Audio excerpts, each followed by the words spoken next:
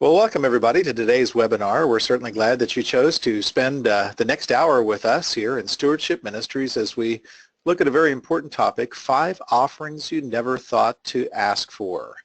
And I will do a rather short housekeeping set of items here as we begin, just because we've got a lot of material to cover today. And so as you are browsing through the things to know before we get started, where you'll see information like how you get lifelong learning credit if you're a Nazarene pastor for attending this event, what to do if you can't hear us, and a couple other technical questions there.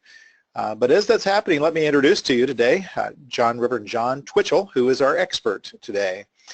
John has experience as Nazarene pastor. I believe he graduated from college at Eastern Nazarene College, and he served well on the main district, but since last October 1st has served the Lord in the role of Vice President of Gift Planning for the Church of the Nazarene Foundation. And in that role, he works directly with donors on particular kinds of gifts, often legacy gifts and gifts that we sometimes say gifts that don't fit in the offering plate.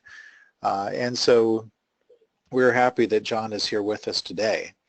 Well, we've left the information up there for a little bit, so you've had a chance to do that. We will try to save some time for questions, and so you can type your questions into the question box of your GoToWebinar toolbox and see what's happening there.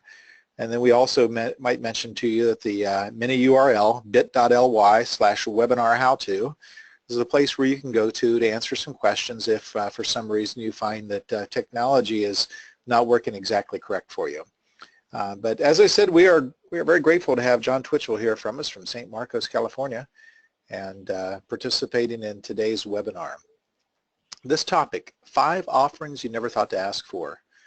When we consider funding the ministry as churches and the Church of the Nazarene, we often think of the offering plate of this one thing, whether it's an electronic offering plate or a past offering plate, whereas they do down in the cowboy churches, put a barrel back in the back of the church for people to throw their money into on the way out. Often when we consider this event, we think in terms of special campaigns giving actual money. So people take their money out of their wallets, out of their bank accounts, and put it into the church's hands for building funds, faith promise, and other special projects. But the offering plate is only one way that people give. There are several plates that don't fit in the offering plate, and these come often with tax advantages that allow ministries to see a greater return on their ministry investment. We're talking about the kind of gifts that are really good for the giver and really good for the local church as well. And as the Church of the Nazarene Foundation, we're always prepared to receive these 5 types of offering. One thing I like to clear up about the Church of the Nazarene Foundation is the foundation does not exist to raise money for the denomination. We're not putting any priority on any certain type of gift, a gift to Global Mission or one of the colleges, although people are welcome to give those through us. But we simply exist to provide the technical expertise for whatever anybody wants to do. So if it comes to one of these more complicated gifts that we're talking about, we are there to provide the expertise, the assistants can write the agreements and do the legal work. But the gift can land right in the local church, and we're just as happy when it lands in a local Nazarene church as we are when it lands anywhere else in the Nazarene world. So we are impartial to where the gifts go. John, talk to us. Introduce yourself a little bit and tell us what's up. Well, thank you, and really looking forward to spending a little time together today as we think about these gifts that don't fit in the offering plate, the 5 offerings you never thought to ask for. Mark mentioned the standard offering plate, the offering plate and the digital offering plate, and we're going to talk a little bit later today about some of the other gifts that don't fit in the offering plate. And suspect there's some pastors who gathered here today, maybe some church treasurers, maybe a couple of lay people, and we get sometimes a little weak in the knees and a little nervous about asking for these sorts of gifts. And we're going to talk a little bit about not just what the gifts are that don't fit in the offering plate, but we're going to talk about why they're important to us as individuals, why they're important to the ministry of the local church, and why they can be important for your members and your donors who want to leave a legacy that lasts. But I want to tell you about what got me started thinking about this recently. It was a workshop that I attended, and I sat next to a clergy person, a minister, And I asked him a little bit about himself. We were at the seminar, and he said, I'm the minister of planned giving. And I kind of looked at him and I said, you're the minister of planned giving? He said, yes, that's my job title. I said, for your one local church? He said, yes. I said, you mean to tell me that you have a lead pastor and you have a pastoral staff and you have a youth pastor and a children's pastor and a family pastor and you have one person on your staff, you, who is the minister of planned giving? And he said, yes, that's me. I said, how big is your church? And he said, it's a church of about 9,000 people. And obviously, I thought through all of our Nazarene congregations, I thought, well, I'm not sure we have any churches that are quite large enough to have a minister of planned giving on staff. But what he said to me, and this was the line that stuck with me, he said, we started this ministry to our people because we realized that other ministry organizations were, this is how he said it, they're fishing in our pond, and we aren't. And he said, there are great ministry organizations out there. There are great non-ministry organizations, nonprofits, zoos and museums and educational institutions that are asking for legacy gifts and transformational gifts.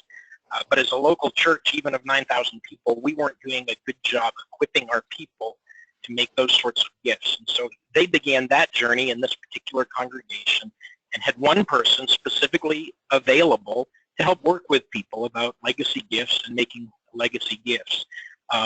Mark, I'm not seeing the PowerPoint for me. I don't know if the PowerPoint's keeping up with us or not. It isn't, but it will. Okay, that's good. Very good. All right, John. There are some myths that we come across from time to time, and that centers around several questions. One of the ones that we come across is that pastors and people in churches think, well, our church is poor. We don't have those kind of things. What would you say to that person? Well, I would say I understand exactly how you feel because yeah, one more slide. Okay. We just skipped a bunch, but that's all right. Okay. There we go. Because I pastored a church where I often felt like, there aren't a lot of resources. And Mark used to give me the nickname of the penny pinching pastor because I knew how to stretch a budget and make things work. And Mark, I think that's a little bit of your history as well, is to, make things last as well as they can. And as pastors of small to medium-sized churches, we know how to understand our budget, we know how to trim expenses, we know how to do what we can and make the most of the resources that are there. And sometimes we do think that there aren't a lot of resources for these sorts of transformational gifts, but often these resources aren't in cash, and that would be my answer to that kind of myth or objection, is that these resources aren't in cash assets, but are in stocks or bonds or life insurance policies or in property, and that there are sometimes when we do tax-advantaged giving that those are available in some amazing ways. And the other thing I would say is we often don't know the resources of the people around us. Because sometimes the wealthiest people, the ones that we might nickname the millionaire next door, the reason they're the millionaire next door is because they have lived frugally, they have lived within their expenses, they've made the most of what they have, and they have a deal of assets that they would love to see used in ministry and to help build the kingdom of God if we help make available to them those opportunities. So often there are more resources than we're aware of. What about the fact that in the church world it's sometimes just not popular to talk about money and nobody really likes to talk about dying, but sometimes we just shy away from those topics? We do often shy away from those topics. We often shy away from topics like sin, or we shy away from topics that make us feel uncomfortable, or we shy away from topics like how much time we spend in prayer or in Bible reading, because sometimes in certain conversations those topics make us uncomfortable. But the reality is, as pastor, as shepherd and minister to a particular congregation and a particular group of people, all of those things are part of my responsibility. Church attendance and devotional practices and spiritual disciplines are all part of my responsibility, and especially end-of-life issues, dying, talking with your children, preparing the next generation, talking about finances are spiritual issues that as pastor I'm responsible for. When it comes to gifts that we sometimes use these terms like charitable trusts and so forth. This sounds a little complicated. Is this beyond what a local congregation can do in most circumstances? We're going to today give an overview of 5 types of gifts, and a couple of them will be a little less complicated, and by the time we get to the end there might be a gift or model that looks pretty complicated to you. But the reality is you don't have a minister of planned giving in your congregation. You don't have a foundation board, probably. You don't have the legal setup to do those things as a local church. But that's why, as a denomination, there is great value in our partnership together, because you have access to a foundation board and to trained staff and legal advice and accounting advice that can help every local church process some of these complicated gifts. Right along with that, the difficulty of processing these things is just it's kind of sweet to have a denominational foundation that is prepared. Our president is an attorney, so we have good, immediately available legal advice on these kind of things. But I think it's healthy for people to know that the foundation processes these gifts from beginning to end, that we can handle every aspect of the gift from the very first encounter with the donor that's thinking of some things all the way till the time that they go to heaven and we're finishing up everything with probate and all the events that are happening. Talk to me, John. Our people are that are already generous with weekly gifts. Why would we go to them and ask for more if they're already tithing and giving well to the local church? That's a great question. They're already giving well. They're giving sacrificially. They're generous. I can't imagine asking them for more. But you know why they're giving and why they're generous? Is because they love the Lord. They're passionate about ministry and kingdom work. They love their local church, and that's why they're generous. And often when we think in terms of these other means of giving, they're already passionate about God's kingdom, and they would love to leave a lasting legacy that would see God's kingdom continue to expand long after their time on earth. Okay, so tell us about the importance of this. This, you know, it's a little bit like getting your will done. It tends to be procrastinated, and everybody, if you're living in America, should have a will, and sometimes people say, well, I don't have anything, but we really do. So good stewardship is having a will, and we think that's important. Why is legacy giving important?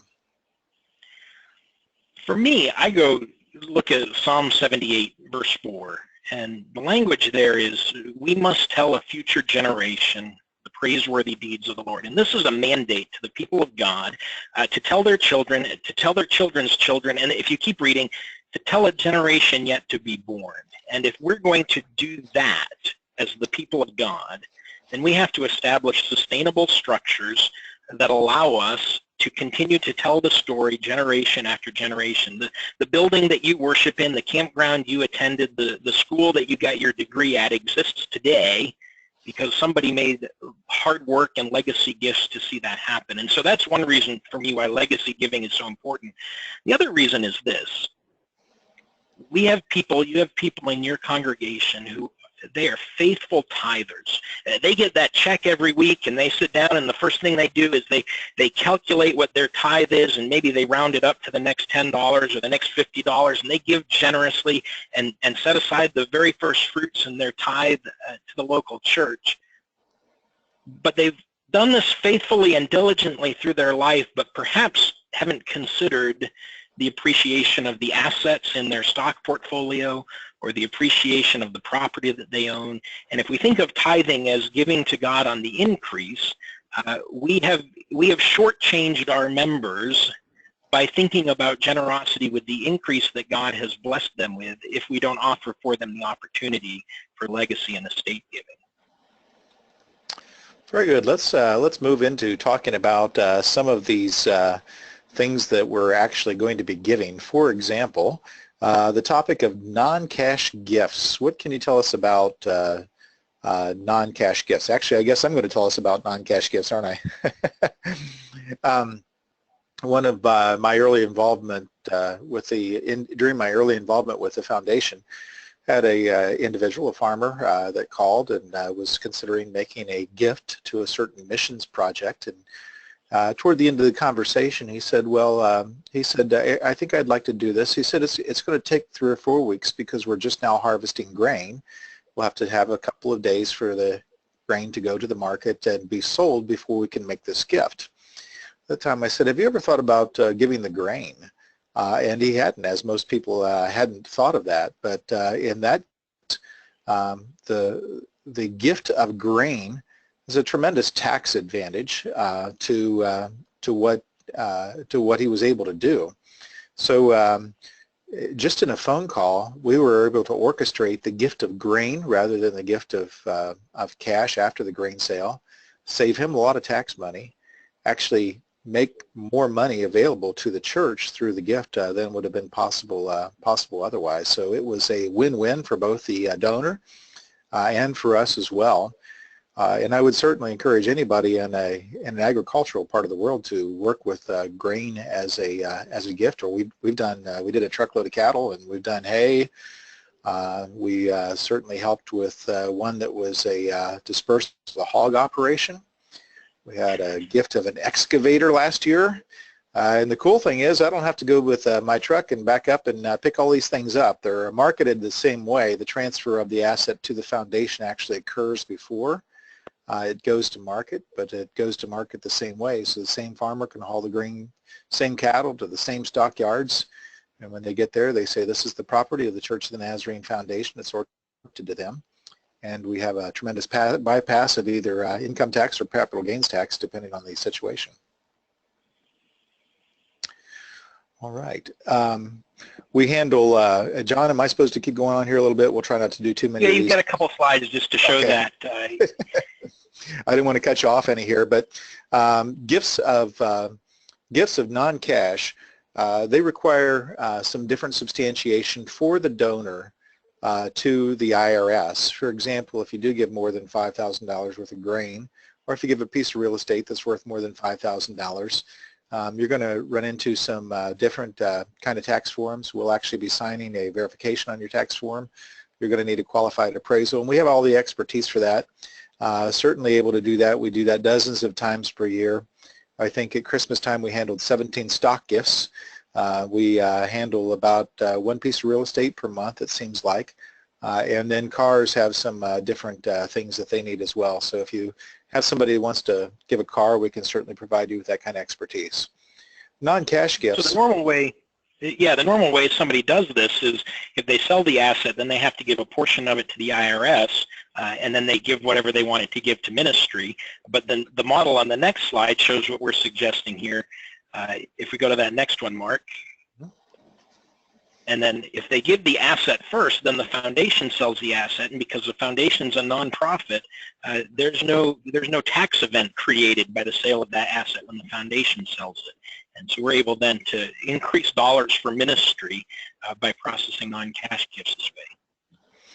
There's some really cool ways to do that. Somebody wanted to, if it's at the end of the year, it's been a great stock year, stocks have appreciated, they know they're going to give their tithe next year. Their tithe is let's say it's a couple of $1,000s a month.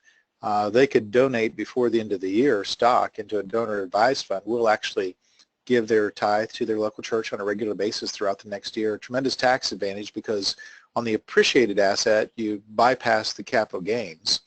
In the event of grain, where you've actually got production cost into it, everything it cost for diesel for those tractors and seed and fertilizer, all the costs that the farmer had expended on the production of that grain still come off of their Schedule F on their taxes.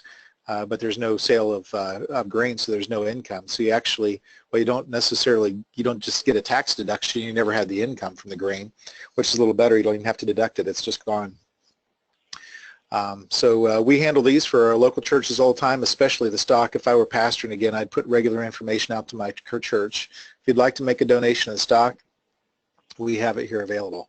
You'll be amazed how those tend to pop up, especially around times when you're doing capital campaigns and raising. We tend to live in a cash-poor society, and if somebody wanted to give $10,000 to the building fund but didn't have that cash sitting around loose, they might be very inclined to just go ahead and give the stock. Please encourage them, don't go out and sell the stock and give the cash. Give the stock away. It's almost always better unless it happens to be the unusual circumstance of a depreciated stock. Let's talk about bequests, John. So I'd like to remember when I was in Maine and tell a quick little story. I pastored a small church, about 40 people or so, And we were in Maine in the cold frozen north, and about 4 years ago, the parsonage furnace began to seep. It began to leak water in the basement floor. It was a hot water baseboard furnace, a boiler, and the coil gasket had begun to go in this furnace. So we called the furnace tech, and he came out, and he took it all apart and replaced the coil gasket and put it back together, and that was great, and the furnace worked. A year later, we began to see some more water on the basement floor. We called the furnace tech out. He came out again. This time he took the furnace apart, and he got a grinder, and he ground down the plates on either side of it, put a new coil gasket in, put it all back together, and said, well, that should get you another year out of this. Sure enough, a year later, it started to seep again. We called the furnace tech back. This time he came back. He took the gasket out. He ground it all down. He put a new gasket in, and this time he used some cement, and he cemented the whole thing together so he could never take it apart again. He said, this is the last time this is going to happen. So the next time it starts to seep, you're going to have to buy a new boiler. I'm a small church pastor trying to make ends meet and trying to meet current needs and budget, and if you've done capital campaigns and fundraising, pastors, you know this is true. It is always easier to ask for money for the things that people see and immediately benefit and give something to show for. In other words, it's easier to raise money for a sign in front of the church or carpet in the church sanctuary than it is to raise money for a furnace. I set all of this story up to say that we began to be concerned about this furnace, and I knew we were going to need to raise about $8,000 to replace the furnace in the church parsonage, a furnace that nobody ever saw except for my wife and I. So we began to talk about it and pray about it. Sure enough, before the furnace needed to be replaced, a dear, wonderful lady who did not attend our church passed away. And she attended another church. She was a member of another church. She would show up at our church from time to time, and she knew us well because she had a family member who went to our church. When she passed away, I got a notice in the mail a few weeks later that she had remembered the Cape Elizabeth Church of the Nazarene in her will. And we were just amazed and dumbfounded and blessed at all of that because we were not her church. We were not her regular weekly church. But that had become such a fabric of who she was and her generosity that she gave and left not only some money to the church she belonged to, but also to this little Nazarene church. Now, she didn't designate it for a furnace. She gave it to us as an undesignated gift, and we were able to use that gift to solicit some matching funds, and we were able to replace the furnace and do some projects around the church, some roofing and some carpeting, and we were able to give thanks for that wonderful gift.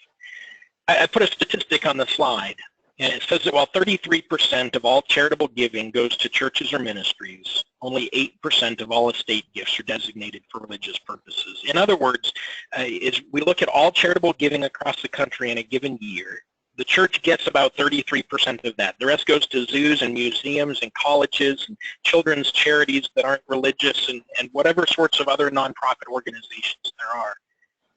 But only 8% of those estate gifts are designated for religious purposes, which means we are probably not doing well reminding our folks and inviting them to remember their church in their estate plan, to tithe on the appreciation of their asset or to leave a legacy. As in those other wonderful things, zoos and museums and educational institutions are wonderful, but we imagine if every Nazarene left a legacy to their church. One author I read did a thought experiment. He said, you know, the average estate in the United States is $500,000. Said if every person left in their will, after all expenses are paid, I leave 10% of my estate to such and such a church. Imagine what a legacy that would create for our local churches. And so in an estate plan, in a very simple sense, it can be a sentence or two, and the foundation can help you with that language, but they leave either a fixed dollar amount, that was in the case of Our Lady in Cape Elizabeth, who left a certain amount of money, or in other cases they might leave a percentage of their estate. Their children still get wonderful gifts. By the way, both of my parents are watching this webinar today. They decided to pop in from Maine to see this. And so here I am talking about parents leaving estate gifts also to their churches. And what a wonderful legacy to leave and a wonderful ministry. And it doesn't diminish the amount of the estate that's passed on to children. And there's also some wonderful ways we can use to help transfer assets in tax-advantaged ways to do that. But imagine if every Nazarene, if every Christian left a legacy gift to their church, how we could see the kingdom grow every year. And so we can help you with those. We can meet with individuals. We can help provide language that will help benefit exactly the ministry that they want in their will or their estate or their living trust. So I think that was it on bequests, and we're going to have you, Mark, talk a little. Go ahead. Yeah, the bequest is certainly at the center of the kind of work that happens with legacy gifts. Leaving a bequest, something in your estate that you no longer need. So we do provide the language for wills. We do provide assistance for your attorney in creating a living trust.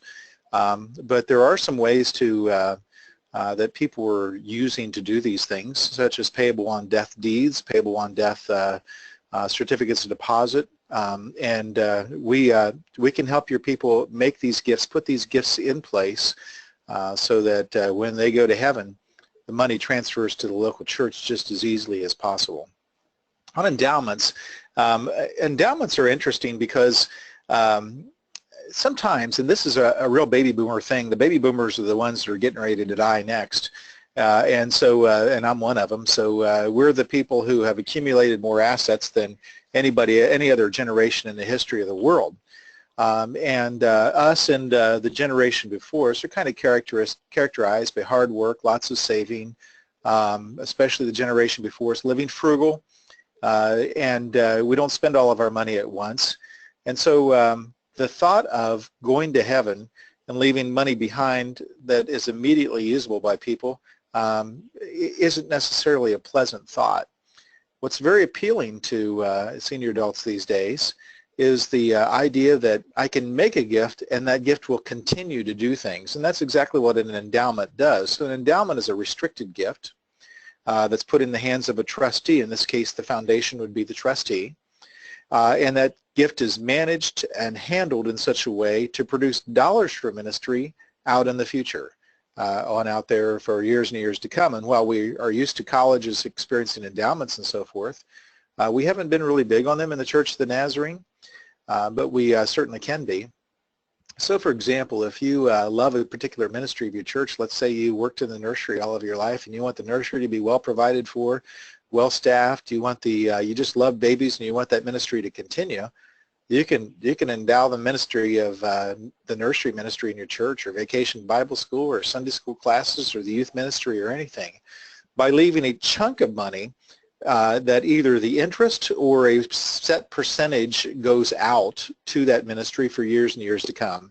I had a wonderful senior adult lady who lived her life in a small church, and she knew because she was a woman of means that her tithe was significant to her church. In her last years, she was worried, what's going to happen when I go to heaven? My tithe is not going to be there. So she talked to us about it, and she said, well, how much money would it take for me to leave behind in order for my church to get my tithe for at least 20 years from that point? And we calculated up, but it's a pretty good sized chunk of money. But she said, I would love to do that. She's now in heaven. She's been there for a year or so. But her church is still receiving her tithe and will for 18 or 19 more years. They're going to receive her tithe because of the endowment that she established. That's just wonderful. I mean, it's a blessing. We tend to be a generation that likes our names on things, likes named endowments. We know if there are, the generations coming behind us are not too worried about their name lasting forever, but it is significant to have for some generations to have an endowment that names parents or honors someone's, so you can establish the John Doe endowment for revivals at your local church or for evangelistic ministry at your local church. These are flexible. We have a lot of ways that we can write these. We do ask for a minimum $5,000 to establish an endowment, and I might also mention that we do a significant number of child sponsorship endowments. So if you're sponsoring a child, as wonderful as that is, it's also possible to give a lump sum. So if you wanted to move $8,000 worth of stock into a child sponsorship endowment, that endowment will start and will take care of your child and pick up another child after that, another child after that, in theory until Jesus comes back again. Well, John, let's talk about these things called charitable gift annuities. We certainly do a number of these at the foundation, and we'd like to hear what a charitable gift annuity is. Let's jump ahead a couple slides there till we get caught up. Very good. So a charitable gift annuity, we've put a simple illustration on the screen for you, but a charitable gift annuity is a contract from an individual with the Church of the Nazarene Foundation, and the contract is in exchange for a lump sum of cash or asset that donor is able to define an annuitant to receive yearly payments for the rest of their life or lives. So it could be a husband and a wife. It could be an adult and a senior adult parent that they wanted to make sure that they're able to provide for that senior adult parent. It could be a senior adult and a child who just needed a little extra payment every year for the rest of their life. And depending on the age of the annuitant, we would set up a contract in exchange for the cash or the stock that came in. And again, an appreciated asset is a great way to fund a charitable gift annuity because you bypass the capital gains tax on that. And then the foundation manages that contract. We maintain a reserve endowment to fund those contracts so that you, the local church pastor, doesn't have to worry about any of the paperwork or the legal complexities or having a big cash reserve to fund that contract. And we make a payment to that donor or to the annuitant for the rest of their life. It doesn't matter if they live until they're 80 or until they're 104. We're going to continue to make a yearly payment to them out of that charitable gift annuity. And when they do go to meet Jesus, whatever the balance is in that annuity, usually around 50% of what they put in, is distributed to the ministry of their church. One of our friends likes to say, "I'm giving while I'm living, so I'm knowing where it's going." And a charitable gift annuity is a really wonderful way to make a gift outside of probate that you know is going to be made, you know where it's going to be made, and you receive a benefit from it for the rest of your life. For senior adults who are trying to count pennies and make sure they have enough and they don't withdraw things too quickly, some of the annuity rates can be very flexible and very attractive to them as well. This particular sample is based on an 80-year donor who put in $50,000 worth of cash, and you can see the yearly payment that they would get for the rest of their life.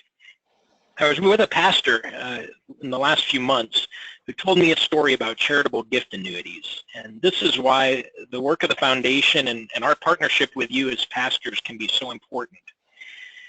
Had a dear Nazarene saint in his congregation who had come into a large sum of money, large enough of a sum of money that she needed to consult with some finance advisors to help determine how to mitigate the tax burden and help decide what to do with those resources to make them last.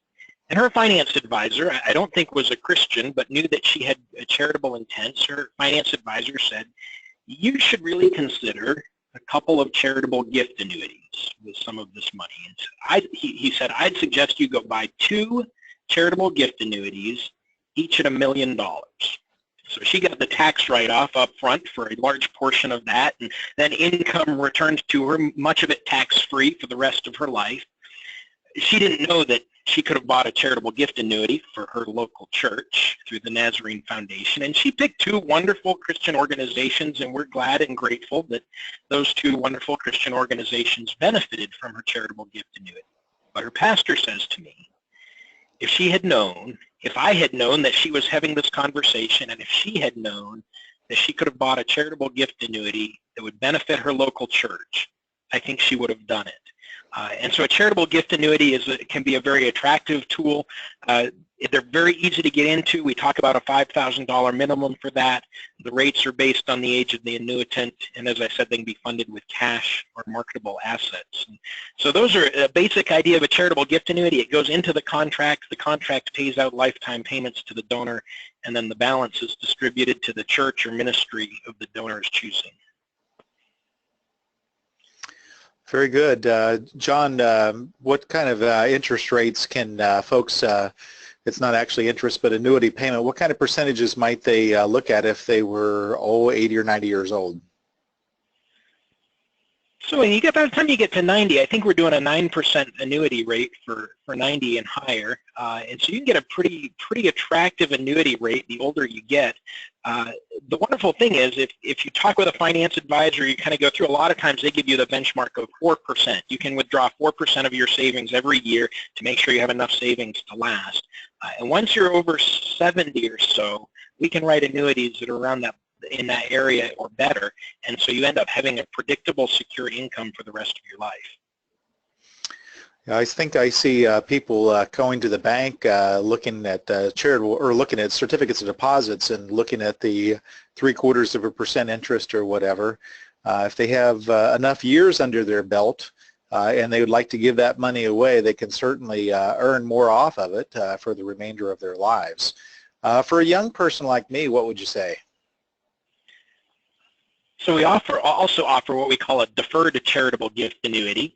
And a deferred charitable gift annuity allows somebody who's under 55, so somebody who's 45, to put a lot of money into a charitable gift annuity, and that holds in that annuity until they turn 55 or 60, however we write the annuity for them, and then it begins to pay out those lifetime payments, and then get a very attractive annuity rate on a deferred charitable gift annuity. All right, so it's a way to make a gift and as well as prepare for some retirement time income. All right, that's wonderful. We're going to talk about charitable trusts some, and charitable trusts. This can be a complicated topic, and we're going to, since this is just a webinar, and we're 9 or 10 minutes away from question and answer time here. Charitable trusts come, we probably write 30 or 40 different types of charitable trusts. So we're just going to do a basic overview. Perhaps the most common one that we do is the charitable remainder unit trust. And this tends to happen when somebody has this charitable trust. You're not just going to stand in front of your congregation and say, hey, anybody want to do a trust today? This tends to erupt from people whose lives are complicated. They got a lot going on. They got more assets than probably most of the people that we know do. But it often happens when people wind up with some type of an asset that they don't know what to do with, or have a complication with it. In one case, we had an individual who had some farm ground and had not seen it in a number of years, but it was worth about $250,000 or so, and it was producing very little, about $4,000 a year for rental income. By gifting that, because the basis was really low and he bypassed all the capital gains tax that he was going to have on selling that piece of property, and then by gifting that to a charitable trust managed by the Nazarene Foundation, we actually received those funds. We invested with the remainder of the trust funds that we have, which turns out to be several million altogether. We get good fees on those, and then have had a decent return in recent years. That individual went from getting about $4,000 all taxable, or mostly taxable, off of the piece of property, to getting around 3 times that, about $12,000 per year off of that, some of which is income tax free. So a charitable trust tends to work that way. We do lead trusts. We do life estate reserve trusts, which is the instance where somebody living in their home would like to give their home to their local church when they die, but there's actually more tax advantage in giving it away now by retaining the right to live in it as long as you need it. So the individual with the home agrees to pay the maintenance, insurance, and taxes for the remainder of their life, but they get to live there, but we actually transfer the deed now. This makes the gift irrevocable. The irrevocable gift is not going to show up in probate. Nothing's going to happen odd. And by using the foundation for such a gift, we can actually eliminate a hassle for the local church, the hassle of fixing it up, selling it, marketing, and everything. We handle all of that. So a charitable trust is typically involved in a gift of $100,000 or more. They tend to be larger, but they can be made with cash, marketable assets, or real estate. And really, this is going to happen when your people realize that the foundation is out there and that they can benefit from talking to one of the field reps and see what actually turns out to be the best scenario for that individual. The charitable remainder trust, or several of the types of remainder trusts, typically start with an asset and then go into a payment to people throughout the years. It can be the person that establishes the trust or another. But at some point out there in the future, when the trust has done its thing, when it's completed its work, then there's a balance left over, and that happens out at the end. You might see that kind of a thing happening if somebody has a special needs child and they need to prepare for them for life, but nobody knows how long they're going to live. You can set the trust up to make regular payments, and then whatever is left over would go into the church then at that point. So we'd love to talk to you about charitable trust whenever and however we can. John, why is it, talk to us about the spiritual aspect of these gifts. What's important when we're building Christians? We're not really building the finances of the church, but we're building Christians. So tie us in together with the spiritual aspect of legacy gifts. Whenever I introduce myself to folks and tell them what I do, and they look a little strange at me because they say, "I thought you were pastoring," and my answer is, I'm still pastoring. I'm pastoring in a different way than serving a local church, but we still are very involved in helping people make good and prudent decisions with their resources, with their assets, and with their stewardship of their generosity. And so there's a very important spiritual importance. This is not just about building a budget. This is not just about building big buildings, but this is helping our folks, helping ourselves and individuals in our congregations to ask these key questions. What does it mean to be a blessing with all of the things that God has blessed me with in my life? And so some of the spiritual importance, we talk about leaving a legacy, telling the next generation the praiseworthy deeds of the Lord. But also one of these things is it helps our congregations, it helps our congregants and their children prepare for end-of-life issues. I spent 7 of the last 14 years as a funeral home chaplain and working with adult children who had just lost their parents. And it was amazing for me to walk into a room of people I had never met before and very quickly be able to identify if these folks were well prepared for the passing of the baton from one generation to the next, or if they were not so well prepared for the passing of the baton from one generation to the next. And usually it was pretty easy to identify those families that had not prepared well because there was some discord and disharmony in the room. And as a pastor, it's our responsibility to help our people and their children prepare for those end-of-life issues. And we talk about prioritizing God's kingdom in all of our affairs, not just our income, but our assets. And as I mentioned earlier, to help those who've tithed on their cash income also tithe on the increase that God has blessed them with throughout their life. So those are some of the spiritually important ways. Mark, what are some of the practical reasons why we might ask for legacy gifts? Well, our desire is to serve people. So we want to serve people in their gifting in whatever way we can, for the benefit of the church, but also for the benefit of the people. And if you can go into the final stages of life knowing that you've stewarded God's resources, you've done well, that's the way you want to move forward into heaven. Of course, the things here aren't as important to us once we get to heaven, but when we go to heaven and realize we've done the very best we could and left these things, that's a good feeling. And so most gifts most assets are not in cash. America owns a lot more non-cash than they do cash. Let's ask for the cash. And someone is asking for those things. It's interesting when you poll people that have tithed and served and treated their church very well in life, when they pass away, they leave an estate gift to a hospital or a nonprofit of some type, perhaps a hospice or a school.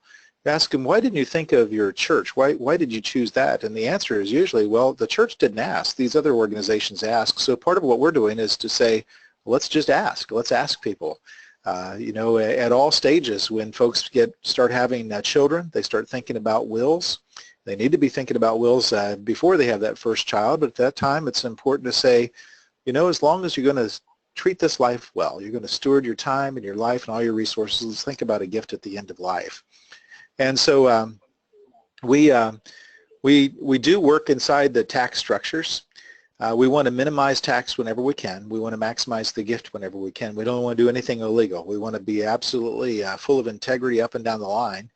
But if there's a way to maximize what goes to the church and minimize what goes to Uncle Sam, we'll certainly take advantage of those opportunities whenever we can.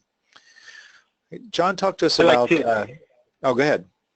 No, I like to tell people, Jesus tells us to give unto Caesar what is Caesar's, but often because we fail to plan, we give to Caesar even more than Caesar's asking for. And so the foundation's there to help folks. Just give to Caesar what's Caesar's, and let's see if we can maximize what we give to God's kingdom. But we want to talk, just wrapping up, we're almost ready to take a couple questions, but some of the ways we ask for these gifts, I've put a few ideas on the screen there for you. But really for me, I think letting this conversation become part of the fabric of who we are when we talk about spiritual issues and stewardship and generosity. It becomes part of our regular teaching. We can't ask for these gifts out of the blue. It has to become part of the fabric of who we are. I was thinking just yesterday, about 20 years ago when I was in a college choir and we traveled around, and we would sing concerts at churches, and the director of development for the college would travel with us. And he'd get up partway through the concert. He would explain the ministry of Eastern Nazarene College. That's where I attended, and he would explain the ministry, and then he would say to the people in the congregation, he'd say, there are 4 things you can do to support the ministry of Eastern Nazarene College. You can send us your children, you can send us your prayers, you can pay your educational assessments and allocations, and please remember us in your estate plan. Now, I remember that speech word perfect because I heard it every time we gave a concert, but it became part of the fabric of what does it mean to support the work of the kingdom of God in this particular place? What are the things we do to participate in God's kingdom and to see God's kingdom grow as we partner with God in those ways? And so we make it part of our regular teaching. I'd suggest occasional bulletin announcements. Mark mentioned, every few months, reminding folks that they can give a gift of appreciated stock through the Nazarene Foundation and bypass capital gains taxes. We have resources on our website at nazarenefoundation.org to help you put together a Legacy Sunday. There's sermon notes, and there's stories, and there's videos, and PowerPoint slides, and bulletin inserts. You can plan a Legacy Sunday on your own, or you can call the foundation and ask one of our representatives to come out and help you. We'd love to do that, and often we do that for very minimal expense or no expense. If you can help with travel costs, that's wonderful, but we just love the opportunity to come, share the ministry of the foundation, help you put together a Legacy Sunday or a Legacy Weekend. But ultimately, as pastor, I like to remind pastors, you are the primary fundraiser for your congregation. You are the #1 person who has to be the person to go and make the ask and to help fund the mission you believe God's laid on you. It is worth funding, and it is worth asking people to partner with you to help fund it. And as pastor, nobody else is going to rise to the level of fundraiser more than you. We would love to come alongside you and assist you in any way we can. And then when you do have those gifts, to find ways to express thanks, to tell the stories of the gifts, to celebrate it as a congregation, as a way to encourage other people to consider some of those gifts. So those are some of the ways that you can ask for and help process these gifts, and we'd love to help you do that. Mark? Yeah, one of the fun things about the foundation is when we actually distribute these gifts. Last year we wrote $5.1 million worth of checks. And that money went out to some of the colleges, much of it to local churches, some districts, campgrounds, some missions projects, and so forth. When those dollars come out, we enjoy those distributions. We get to give that money a path to the ministry that it was intended for. When you get a phone call from the foundation and one of us is talking to you and we say, you've been named in an estate, or a gift annuity has come due, or a trust is ready to distribute, and we have some money we're going to send you. We've never had a reaction where somebody said, "Oh no, more money again?" It's just never happened. In fact, the response is typically, this is the Lord. This is the Lord doing this because this is just in time for the vision that we have, or just in time for the needs we have. We do believe that the Lord works exactly that way.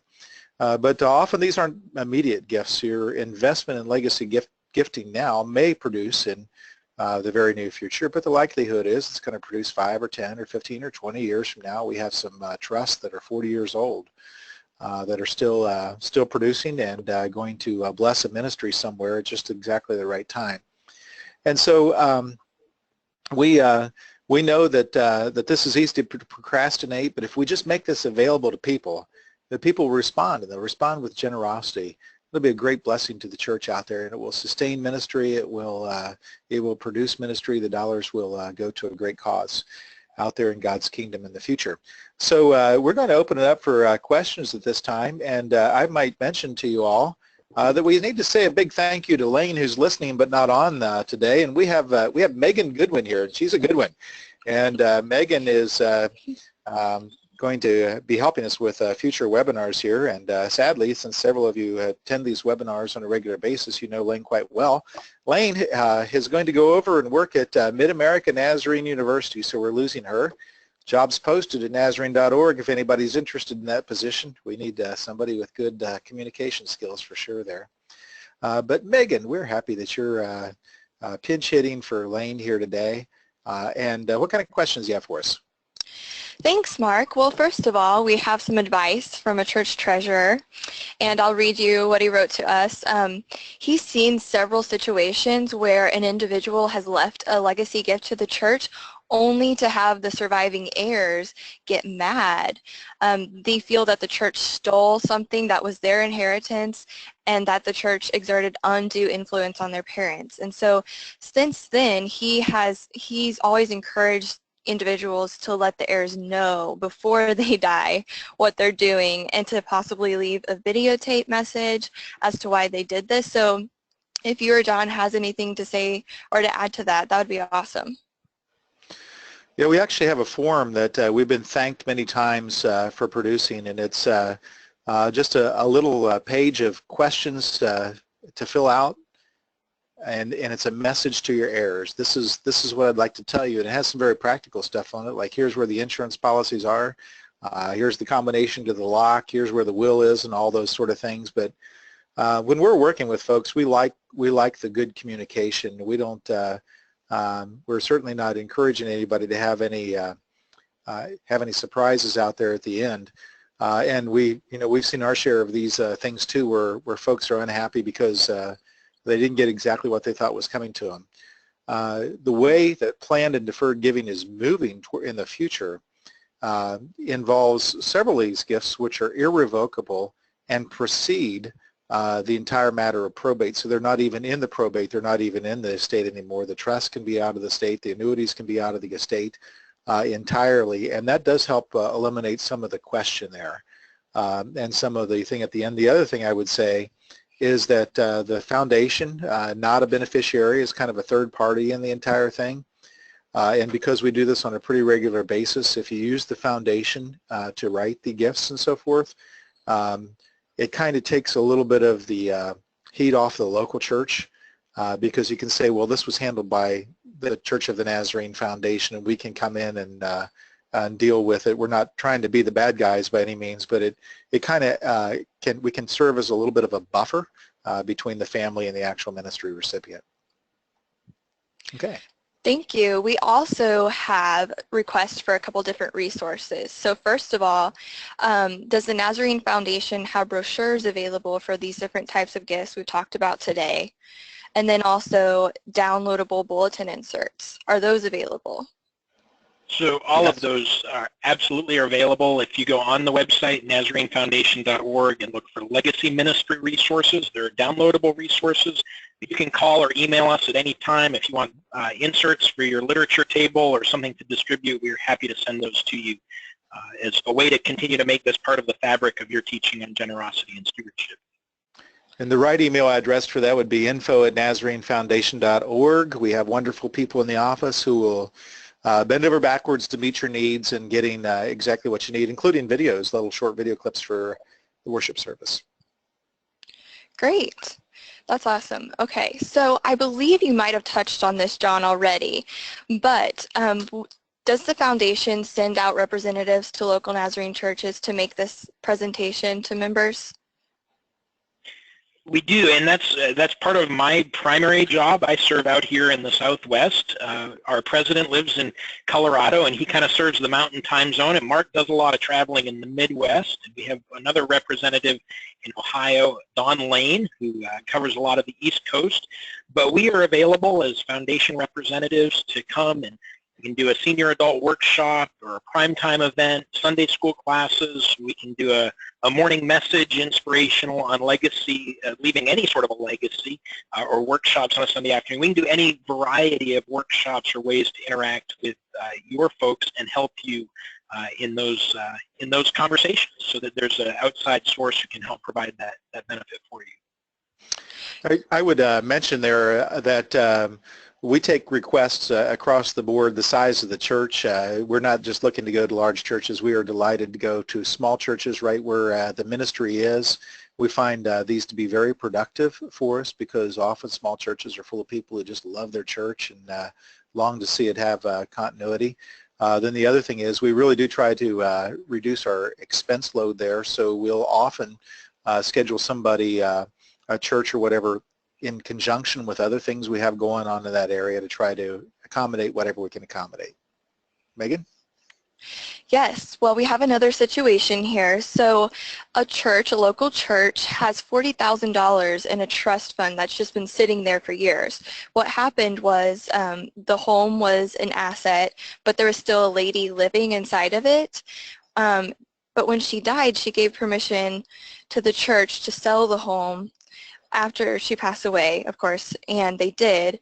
But there was a stipulation that if the property was sold, only the interest could be used. And so today the interest is barely anything.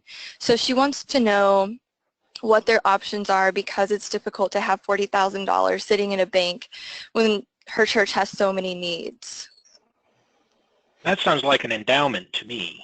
And I would suggest, we'd have to look at the individual legal language there, but I would suggest that $40,000 could be used to fund an endowment, and instead of getting the interest on a CD or a savings account or wherever it might be, we might be able to get you a little closer to 5% in an endowment range with that, and still honor the wishes of the donor and not invade the principal, but help you receive a little more income from that value. We'd have to look at the individual situation for sure.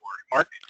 Yeah, I can tell you for sure that if the $40,000 had been pooled with our endowment funds, with the other several $1 million we have invested, you'd be getting more than you would get off of a bank CD. So you definitely need to call us, and we can't unrestrict the funds. Those funds are restricted by the donor, but we can certainly help on the end of making that produce a little bit better, so you'll have more money on a regular basis for the local church. Great. Okay. I believe they'll connect with you via email. It looks like that might be all of our questions for today. Thank you both. Okay, let's talk about, hey, this is perfectly timed. We have 3 minutes to talk about the information. Now, this was a stewardship event, and we're happy to bring these to you. We will be bringing you webinars throughout the year. Have some exciting topics coming up, and we always try to focus on things that are of current interest to the church. By the way, if you have a suggestion for us on that, we'd certainly be happy to do this. We love doing these events here from the Global Ministry Center in Lenexa, Kansas, and are anxious to do things that pastors, church treasurers, or those interested in church finance want to hear. So if you have suggestions for that, email us at stewardship@nazarene.org. And this is a great time of the year in the church. You know, we've just been through the resurrection in life, and it also happens to be that period of time when lots of people are doing pastors' reports. And so when it comes to your needs, look to fundingthemission.org for lots of help with that. But if you have any questions on the pastor's report as you're filling this out, your district office is a great place, a great resource, but if you need to call the General Secretary's office or Stewardship Ministries for the financial page, please feel free to do that. Let us know what you need. We've certainly promoted the foundation here today. The Church of the Nazarene Foundation is here to serve you. John, myself, our president Ken Roney, who is an attorney, and Don Lane out in Ohio would be happy to meet your needs, work with your people. What you can expect from the Nazarene Foundation is that we'll come in and do more listening than talking, and we'll be there beside you in your ministry. Our job is not to pluck any heartstrings for a gift. That's the job of the pastor in the local church and those involved in the ministry. But once a person's had their heartstring plucked and that gift turns complicated, we're there to help make that gift easy, to provide the expertise, and we'll walk right beside you without any arm twisting, just helping people do what they want to do. We have the greatest job in the world. John Twitchell and I, his parents are on here, we'll just let you know we have the greatest job in the world. We get to work with generous people. We get to work with wonderful Nazarenes who love their church and just want to do wonderful things for God's kingdom, and the Lord's blessed them, so they want to bless the church back. It just can't get better than that. So I would say God bless you all. Have a wonderful day, and we'll see you at the next webinar. We'll be promoting that through our Facebook and through the Funding the Mission and the Stewardship newsletters. If we can be of help to you, please let us know. Thank you.